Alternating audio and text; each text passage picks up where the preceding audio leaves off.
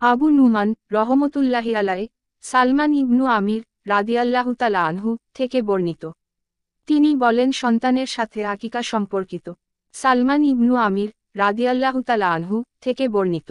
তিনি বলেন আমি রাসূলুল্লাহ সাল্লাল্লাহু আলাইহি ওয়াসাল্লামকে বলতে শুনেছি যে সন্তানের সাথে আকিকা সম্পর্কিত, তার পক্ষ থেকে রক্ত প্রবাহিত অর্থাৎ আকিকার জন্তু জবাহ কর এবং তার অশুচি চুল নখ ইত্যাদি দূর করে দাও।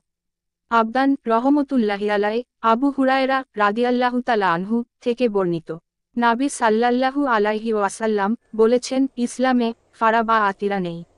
ফারা হলো উটের সে প্রথম বাচ্চা যা তারা তাদের দেবীর নামে জবাহ করত। আর আতিরা হলো রজবে যে জন্তু জবাহ দিত।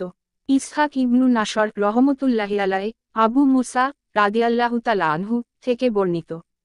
তিনি বলেন আমার একটি পুত্র সন্তান জন্মগ্রহণ করলে আমি তাকে নিয়ে নবী সাল্লাল্লাহু আলাইহি ওয়াসাল্লামের কাছে গেলাম।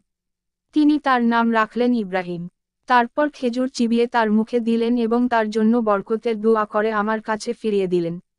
সে ছিল আবু মুসার বড় সন্তান। বুখারী